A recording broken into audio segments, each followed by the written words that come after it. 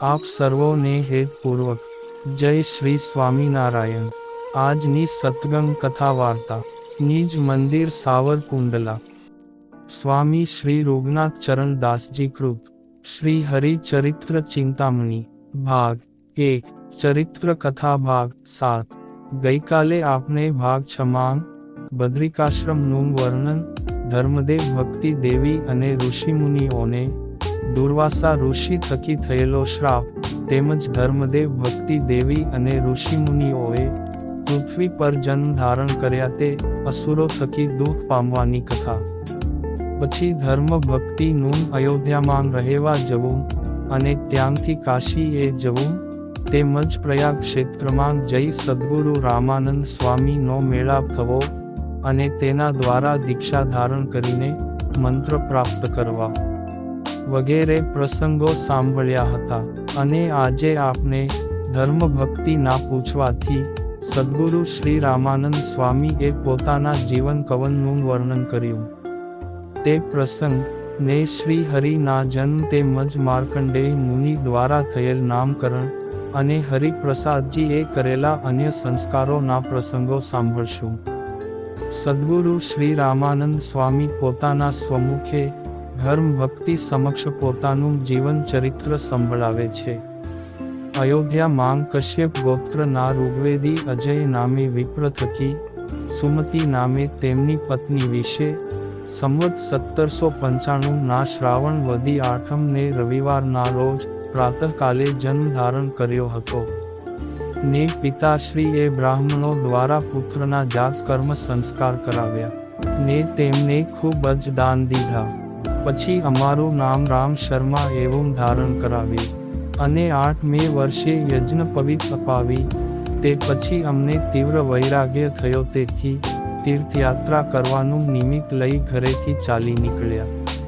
તે તીર્થમાં ફરતા થકા દ્વારકાની યાત્રા કરી ગામ તળાજામાં આવ્યા ને ત્યાં વિપ્રકાશી રામની જગ્યામાં સંતો ભેગા રહ્યા ને તેમની પાસેથી સર્વે ગ્રંથ જાણી લીધા। પછી ત્યાંથી ચાલ્યા તે રેવતાચળ એટલે કે ગિરનારની તળેટી માંગ ગોપનાથ વાળા ગોપાળ જોગીના શિષ્ય આત્માનંદ સ્વામીને મળ્યા અને તેના શિષ્ય થઈને રહ્યા। તે આત્માનંદ સ્વામી અખંડ સમાધિમાં રહેતા ને સમાધિ માંગ પોતાના સુખરૂપ આત્માને દેખતા એવી બ્રહ્મ સ્થિતિને પામ્યા હતા। તેમણે અમને યોગ સાધના શીખવીને દીક્ષા આપી અમારું નામ રામાનંદ સ્વામી પાડ્યું। એક દિવસ આત્માનંદ સ્વામીએ અમને સમાધિ કરાવીને તેમાં દિવ્ય તેજના દર્શન કરાવ્યા, પરંતુ મારે તો શ્રીકૃષ્ણ પરમાત્માના સાક્ષાત અને સગુણ રૂપના દર્શન કરવા હતા। ત્યારે તેમણે કહ્યું, જે આ લોકમાં સાકાર રૂપ છે તે તો સગુણ છે, પરંતુ ભગવાનનું મૂળરૂપ તો નિરાકાર છે। તે સાંભળીને અમને મૂર્છા આવી ગઈ ને ત્યાંથી અમે તેમનો ત્યાગ કર્યો। પછી ફરતા ફરતા રામાનુજાચાર્યની મોટી જગ્યા જે તોતાદ્રીની છે ત્યાં ગયા અને રામાનુજાચાર્યના ગ્રંથ સાંભળ્યા। તેમાં ભગવાનના સાકાર રૂપનું પ્રતિપાદન હતું, તેથી અમને બહુ જ શાંતિ થઈ ને ત્યાં રોકાણા। પછી એક રાત્રિએ અમે સૂતા હતા ત્યારે રામાનુજાચાર્યે અમને સ્વપ્નમાં દર્શન દીધા અને અમારી ઉપર બહુ જ રાજી થયા ને પોતાની ગાદીના આચાર્ય સ્થાપવા કહ્યું। ત્યારે અમે કહ્યું, જે મને સાકાર રૂપ શ્રીકૃષ્ણ પરમાત્માના સાક્ષાત દર્શન કરાવો। ત્યારે તેમણે જે મંત્રો આપ્યા હતા તે 2 મંત્રો મેં તમને આપ્યા છે। પછી તેમણે કહ્યું, જે આ 2 મંત્રનો જાપ કરશો એટલે તમને સાક્ષાત શ્રી કૃષ્ણ ભગવાનના દર્શન થશે। એમ કહી તેઓએ અમને 5 સંસ્કારે યુક્ત કર્યા। પછી કહ્યું કે તમારાથી અહીંયા રહેવાય તેટલું રહો, ત્યારબાદ પૃથ્વી પર ઉદ્ધવ સંપ્રદાયનું સ્થાપન કરજો, કારણ કે અમારા અનુયાયીઓ તમને અહીં રહેવા નહીં દે। આટલું કહી તેઓ અંતર્ધાન થઈ ગયા। પછી સવારે અમે જાગૃત થઈને જોયું તો 5 સંસ્કાર દેખાયા અને જે 2 મંત્રો કહ્યા હતા તે હૈયે રહેલા તેનો અમે જપ કરવા લાગ્યા, ને તે મંત્રો આપ જેવા ઘણા મુમુક્ષુઓને કહીને અમે અમારા શિષ્યો પણ બનાવ્યા. તેથી તેમના જૂના શિષ્યોએ અમને ઉપાધિ કરી. તેથી અમે તે જગ્યાનો ત્યાગ કરીને ત્યાંથી વૃંદાવન માંગ જઈને મંત્રનો જાપ કરવા લાગ્યા. ત્યારે અમને સમાધિ માંગ તેજ દેખાયું, ને તે તેજની મધ્ય માંગ રાધા રમાએ સહિત શ્રીકૃષ્ણ ભગવાનના દર્શન થયા. ત્યારે અમને તૃપ્તિ થઈ, ને શ્રી પ્રભુને પ્રણામ કરીને કહ્યું કે તમે સંતને સદાય સહાય કરનારા છો. ભક્તવત્સલ, હે કૃપા નિધાન ને સુખના સિંધુ છો. ત્યારે તે સાંભળી ભગવાન બોલ્યા જે હું તમારા પર પ્રસન્ન થયો છું, માટે તમે વર માગો. ત્યારે અમે કહ્યું જે જ્યારે હું આપને સંભાળું ત્યારે મને દર્શન થાય એવું વરદાન આપો. ત્યારે ભગવાન કહે તમે તો ઉદ્ધવજી છો, ને તમને બદ્રિકાશ્રમ માંગ શાપ થયો હતો, તેથી તમે આ પૃથ્વી ઉપર મનુષ્યનો દેહ ધારણ કરીને જન્મ્યા છો. હવે તમને રામાનુજાચાર્ય એ જે કહ્યું છે તે ઉદ્ધવ સંપ્રદાયનું સ્થાપન કરો. આટલું કહીને ભગવાન અંતર્ધાન થઈ ગયા.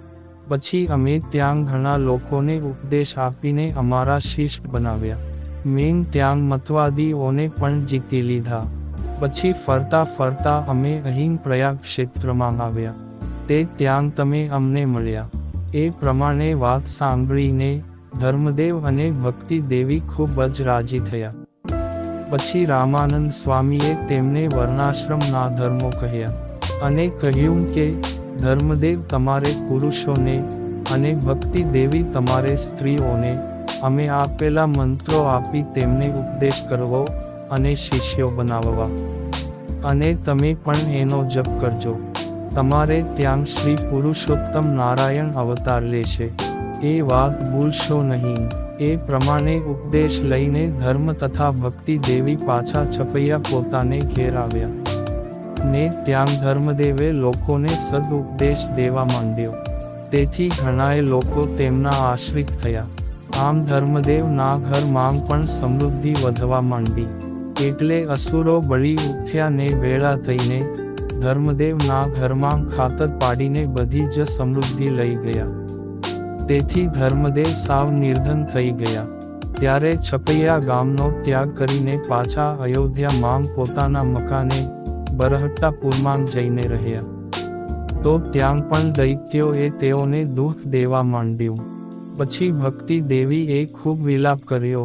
ત્યારે ધર્મદેવે ધીરજ આપી અને પોતાના પિતાએ કહેલ વચન સાંભળી આવ્યું કે તમારે જ્યારે સંકટ આવે ત્યારે આપના કુળદેવ જે હનુમાનજીને તમે સંભાળજો.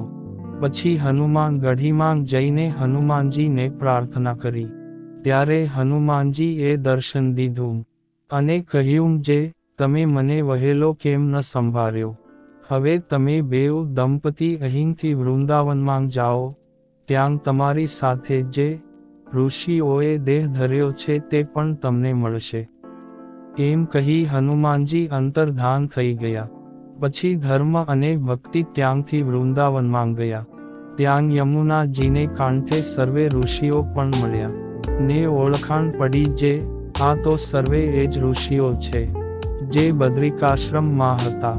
એમ ધર્મ ભક્તિએ જાણ્યું, અને ઋષિઓએ પણ તેમને ઓળખ્યા કે આ ધર્મ ભક્તિ છે. એમ પરસ્પર એકબીજાને જાણી ગયા અને પોતપોતાના દુઃખોનું વર્ણન સંભળાવ્યું. અને હવે આપને શું કરવું? દૈત્યોએ દુઃખ દેવામાં કાંઈ ખામી રાખી નથી, ને આપણને બદ્રિકાશ્રમ માંગ શ્રી નરનારાયણ દેવે કહ્યું હતું જે તમારે ત્યાં શ્રી પુરુષોત્તમ નારાયણ અવતાર લેશે, તે પણ હજુ પ્રગટ થયા નહીં. આમ સૌએ એકબીજાને ધીરજ દીધી અને કહ્યું જે આપણે સૌ શ્રી પુરુષોત્તમ નારાયણના નામની માળા ફેરવીએ ને સર્વે શાસ્ત્રના પાઠ કરીએ, તો ભગવાન દર્શન આપીને આપની ઈચ્છા પૂરી કરશે. પછી સર્વે પૂજા પાઠ અને મંત્રનો જાપ કરવા લાગ્યા. તેમ કરતા એકાદશીની રાત્રે સૌ મળીને તાલ મૃદંગ લઈને કીર્તન કરતા હતા. તેમાં ભગવાનની મૂર્તિનું વર્ણન આવ્યું. તે વખતે ત્યાં તેજ પ્રગટ થયું ને સર્વેને સમાધિ થઈ ગઈ ને સૌ અક્ષરધામ માં ગયા ને ત્યાં હજારો ભક્તો મુક્તોથી વીંટળાયેલા દિવ્ય સિંહાસન ઉપર બિરાજમાન શ્રી પુરુષોત્તમ નારાયણની મૂર્તિ દીઠી. પછી ભગવાનને સૌએ કહ્યું કે તમે અમારી આરાધના બહુ કરી, તેથી અમે રાજી થઈને તમને દર્શન દીધા છે ને હવે હું ધર્મ અને ભક્તિ થકી પુત્ર રૂપે પ્રગટ થઈ ને અસુરો થકી તમને મુકાવીશ ને પૃથ્વી ઉપરથી અધર્મનો ઉચ્છેદ કરીશ. એમ કહી સહુને પાછા મૃત્યુ લોકમાં મોકલ્યા. ત્યારે સૌ જાગ્રત થયા. તે વખતે પ્રત્યક્ષ ભગવાને દર્શન દીધા. ધર્મદેવ અને સર્વે ઋષિઓએ મળીને ભગવાન શ્રી હરિની સ્તુતિ કરી જે, હે મહારાજ, તમે તો પૂર્ણ પુરુષોત્તમ નારાયણ છો, અનંત અવતારના કારણ છો. તે અક્ષરધામને વિશે તેજ પુંજમાં સદા બિરાજમાન છો. ધર્મની રક્ષા કરવા માટે તમે જ આ પૃથ્વી ઉપર અવતારો ધારણ કર્યા છે. એવા અનંત ગુણે સંપન્ન છો ને હે ભગવાન, અમે તમારે શરણે છીએ. આવી સ્તુતિ સાંભળીને ભગવાન શ્રી હરિ બોલ્યા જે, તમે કાંઈ ચિંતા કરશો નહીં ને હું ધર્મ ભક્તિને ઘેર જન્મ લઈ તમારી સર્વની રક્ષા કરીશ. તે દુર્વાસા ઋષિના શાપથી મુકાવી અને પૃથ્વી ઉપર જે ધર્મનો નાશ થયો છે તેનું ફરીથી સ્થાપન કરીશ. એવો વર આપીને અંતર્ધાન થઈ ગયા. પછી સર્વે ઋષિઓને ધર્મદેવે કહ્યું, હવે આપના વિષ્ણુ યાગનું વ્રત પૂરું થયું, કારણ કે ભગવાન શ્રી હરિએ દર્શન દીધા. વળી તેઓ અવતાર લેશે અને આપના બધાયનું દુઃખ ટાળશે એમ વરદાન પણ આપ્યું. પછી સર્વે ઋષિઓ પોતપોતાના સ્થાન પર ગયા અને ધર્મ ભક્તિ પોતાના ઘર તરફ ચાલતા ચાલતા નૈમિષારણ્ય ક્ષેત્રમાં આવ્યા. ત્યાં રાત્રિ પડી ગઈ ને આગળ જતા અઘોર વન આવ્યું. એમાં તેઓ ભૂલા પડ્યા. તેવામાં એક અવિદ્યા નારી મળી. તેને ધર્મદેવે પૂછ્યું, તું કોણ છો? ત્યારે તેણે પોતાનો સઘળું કુટુંબ ગણી બતાવ્યું. પોતાની બહુ મોટપ કહી. ત્યારે ધર્મદેવ કહે, તારો કુટુંબ પરિવાર સર્વે જે કામ આદિ અધર્મસર છે તેનો નાશ કરવા ભગવાન પ્રગટ થશે. એમ કહી ત્યાંથી ચાલ્યા. તેવામાં એક કાળો પુરુષ મળ્યો. તેણે ધર્મદેવને પૂછ્યું કે તમે કોણ છો, ક્યાંથી આવો છો ને ક્યાં જાવ છો?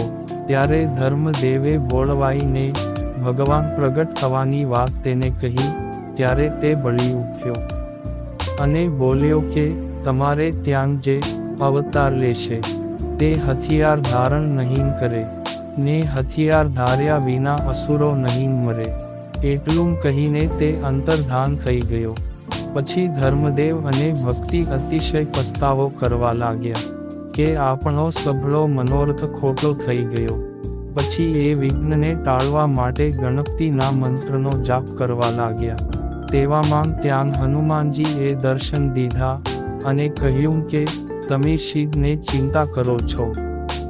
જ્યારે ભગવાન પ્રગટ થશે ત્યારે તે બુદ્ધિએ કરીને અસુરોનો અંત આણશે.